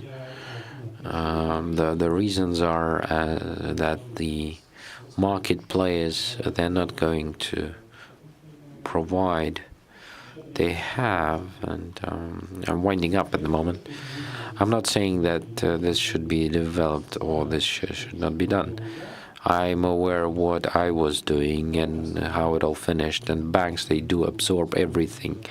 We shall not create illusions with the fact that something has to be created quite rapidly. You cannot create it quite rapidly because no one is going to finance it. If you want to finance it, you have to take the money, and the market is small. It's just small at the moment. If we are to look at the markets, because I was, and because it is growing in Indonesia and Saudi Arabia, it is growing rapidly. What is underneath those calculations? There are compliance, and Sharia element to it, and we can make fintech solutions out of it. If it gives you the correctness of your religion, correctness of your life, this is good if it gives it to you. But we shall not forget that the limitations, they narrow the market, and in order to expand it, and so that there is a strong will to take on the risks. If we're talking about the Islamic finance and we compare it with the non-Islamic finance, and very special attitude towards risk. If there is an increased risk, you shall not take it. There must be an asset, there must be a trade. When I studied this issue, I really was trying to understand why it is as such. And one of the versions that I really understand, so the interest rate regained the wide distribution from Judaism because it was allowed for the aliens, for people of different. Well, how come you take on halal and you do not take haram, and the Jewish do the same, and the Christians do the same. And let's not forget the other, a very simple thing. On the biological level, there is a cell. It starts to multiply itself. There's 2, 3, 4, and there is a multiplier effect. Same with the money in the economy. When the economic development in Europe started, when the loans appeared in one way or the other. And really, the growth of the economy, jump by jump, can happen when someone like, say, us, when we can take on the increased risks. And what is proposed by the Islamic financing, it is quite limited. And then the other thing is philosophical, whether, and it all finishes off with crisis. Do we need to? Well, the entry point is getting more narrow. The market is getting more narrow. So I would like to sum up. No, I'm not talking about this thing. I'm talking about the following, that Islamic financing is growing worldwide, and it's going to get development. But it has to get development on the markets where it is needed. And we need to create our plans in such a way in order to understand what market we do have and what we can do. But the ambitions should be in line with the size of the market. And this has to be delivered because in various systems of coordinates require various solutions. Islamic finance should be there. It is there, and it exists in Russia. And this agenda is there, and it is in Tatarstan as well. It is the current agenda. So there's a number of moments that we can outline. Today we have listened to Akbar's financing, and Ijara leasing is here. The great financing. So the more the better. I'm not saying is it enough or it's not enough.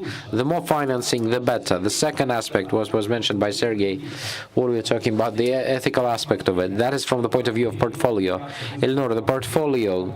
What is the portfolio from the point of view of the client and from the point of view of the risk? In your portfolio, here we have the financial indicators.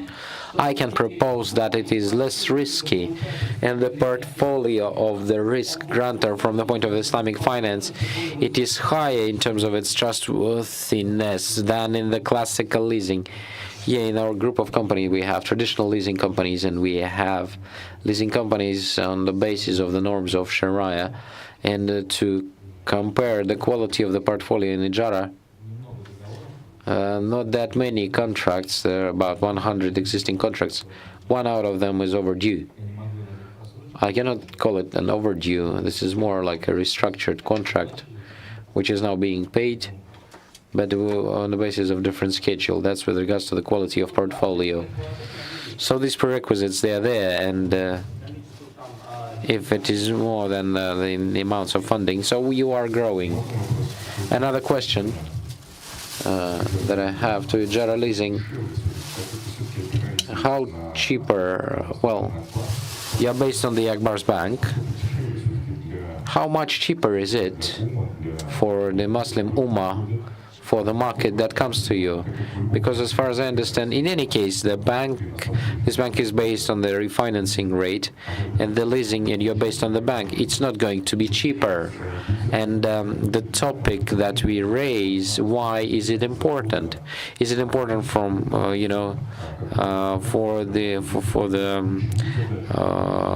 for the Eastern capital, Arabic capital that is coming in? So the key target is how to attract them here. Then the mortgage will be cheaper, the leasing will be cheaper. Would the banks give us? Otherwise, we will take all of the market. And here is the tough competition.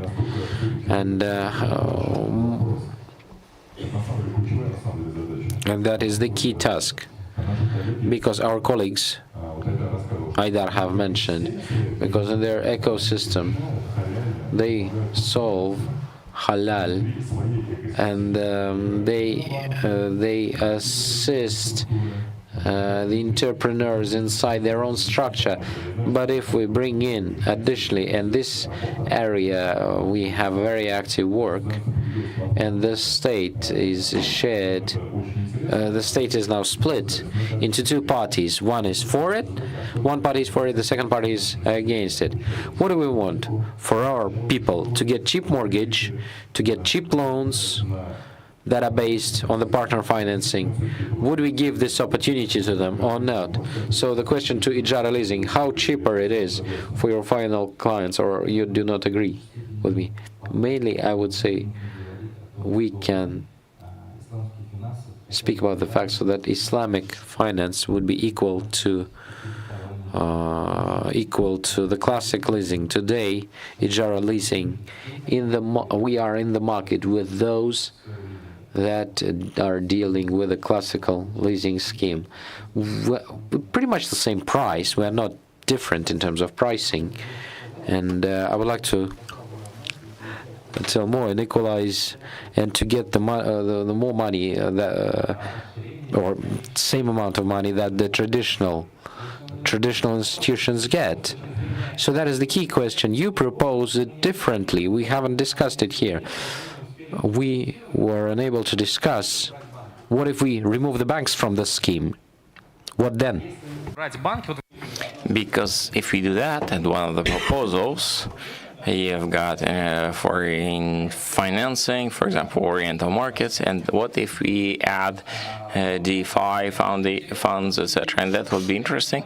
And understand that DeFi funds are fitting well into Sharia compliance. Well, the topic is indeed exciting because partnership finance is today being perceived by the market as, and what's different. And just imagine the money comes in and compared to the banks we know the rate of, and if we offer mortgage at 6%, say, interest rate or comparative, imagine how market would change, where people would go to get funding. They would go for partnership finance. Banks would not want it. They would stand against firm of this partnership finance from abroad, because the population will look at what is the cost of money. But we are not only talking about mortgage products. We are speaking overall about the infrastructure of Islamic banking, Islamic money, or development of infrastructure integration. We will understand that from the point of view of the government, we are seeing the support, but it's very limited. Or let's say maybe not enough. Let's say thank the state for what the support there is, but the market can take much more. Let me maybe say a few brief words about the demographics. Our country is quite young, meaning the Russian Federation. In mid-1990s, we are very happy to see people entering Islam in the Russian Federation eras. In 2004, 2006, bigger number of people came to Islam, and after 2010, 2012, that is the number of Muslims in the Russian Federation is very big. Average number of children in a Muslim's family is 3.3 to 3.5. Non-Muslim, 1 to 125. That's Russian Federation. So where are we going, guys? And as of today, if we did not see active consumption of Islamic finance in 2010, 2011, 2012, there were few of us. And our children did not yet get to the adult circle. So our children today they are approaching some 15, 16, 18. These are very different people. They are from a different planet. We have conceived them with Bismillah in our minds and hearts, not when we were drunk and following whatever things. These kids will clearly be using Islamic banking, all the Islamic products, etc. So the colossal growth is expecting us. That's for sure. And those who are looking at the development of Islamic banking products, whatever Islamic platforms, they will start benefiting and winning quite a lot in 10 years, because the number of Muslims within the country is growing rapidly. So sorry for interrupting. I just felt that it was important to state. I'm seeing organizers staring at me from different sides, but there are still most interesting things. Could we please give the floor to our colleagues from round 2? I wanted to say thanks to all of you being here. You have covered all of my questions. I'm from the Republic of Bashkortostan, software program, SMM Digital. Unfortunately, I'm so happy to have come to here. I'm a lot on the internet. I'm looking, etc., and I'm not seeing what you are saying. Just getting to this session, Islamic Bank, etc. Everywhere there's maybe some tutorials, etc. I don't know, maybe you could think about creating a simple language page on the internet. Here's an instruction, here is how you should go. That will be 2x3 times more effective. Thank you. Well, if we are having feedback from the audience, maybe there is, maybe not in that sense. And then it would be interesting to go to your statement. Of course, we would like to hear your opinion. Dear colleagues, you have listened to many opinions on promotion, popularization from universities, opinions on the global international markets. We are having speakers, as well as opinions of some players from inside Tatarstan, the Russian level. What could you, dear colleagues, advise us? What would be your recommendations and desires? Do we have interpretation? You are having the aid to the General Council of the Islamic Republic of Iran, special partners that have traveled particularly to take part at the Kazan Digital Week with the intent of not just presenting themselves, but with proposals on cooperation. And the question from colleagues is, how can our colleagues from Iran successfully develop business? They are interested in questions of leasing, questions of factoring, because we are having two founders of large construction holdings, educational center, and some light industry, sewing, clothes manufacturing. So they would be interested at how, I don't know, maybe not fitting well time-wise, but having listened to all of us, how would you draw, what conclusions would you draw? Hello, everybody. I'm sorry, я не понимаю по-русски, so I have to speak in English. Thank you for the time that you gave me, of course, because I don't understand Russian, that have to be speaking English. very compact and short. As my friend Elena said, we are a holding from the Islamic Republic of Iran, and we are working in the field of construction, education, and clothing. Our construction company actually is active in LSF, light steel frame.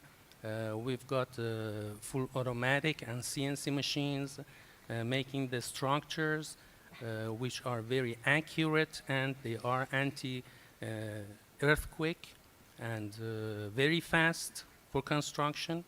We've done a lot of projects in Iran. About 4,000 units we've done for the government, and many different projects in hospital, in schools, and villas, and so on and so forth.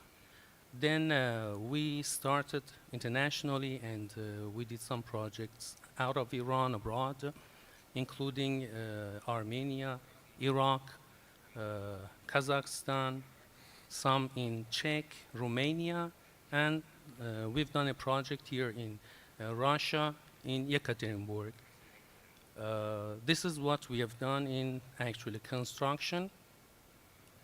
In clothing, we've got a factory, and we are producing 3 million pieces in a year, and we've done a lot of exports to some special, let's say, famous brands like Collins and LC Waikiki for about 9 years.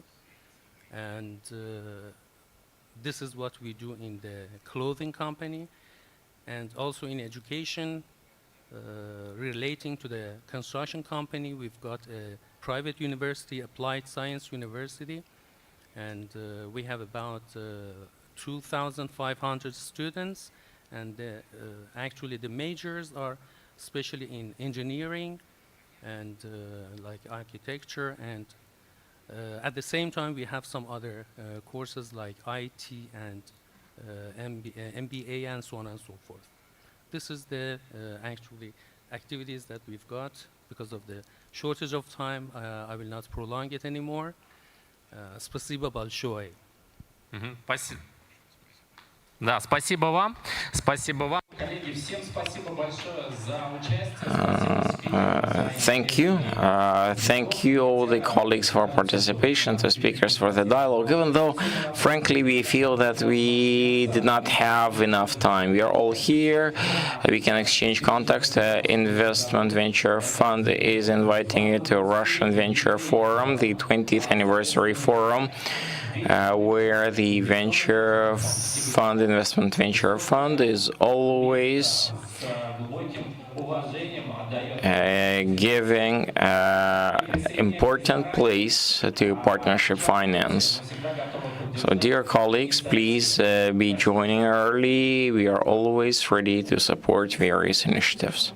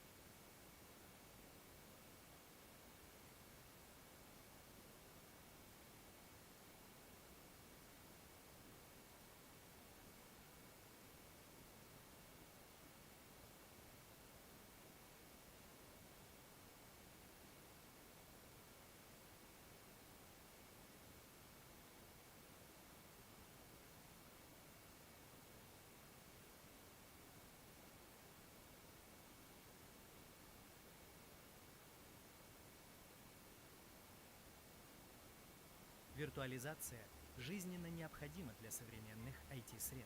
Однако для развития и защиты бизнеса следует тщательно выбирать решения по виртуализации. Выбирайте надежные решения, предоставляющие значительные преимущества, наибольшую экономию и высочайшую скорость реагирования на бизнес-потребности. Облачную платформу SpaceVM.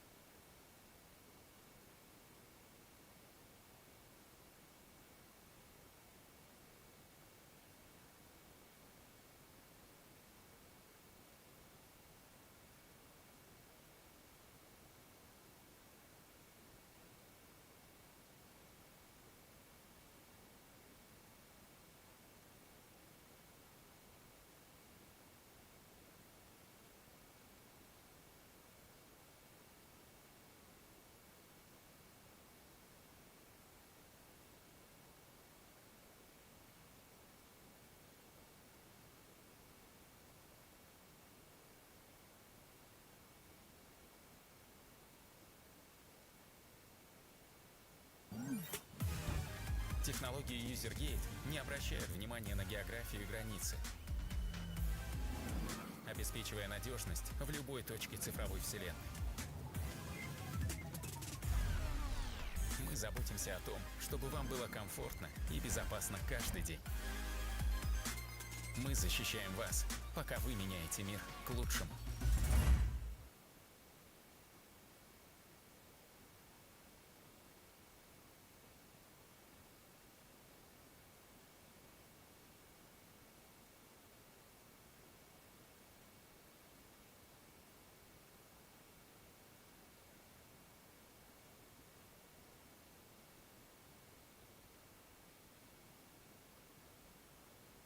Предприниматель.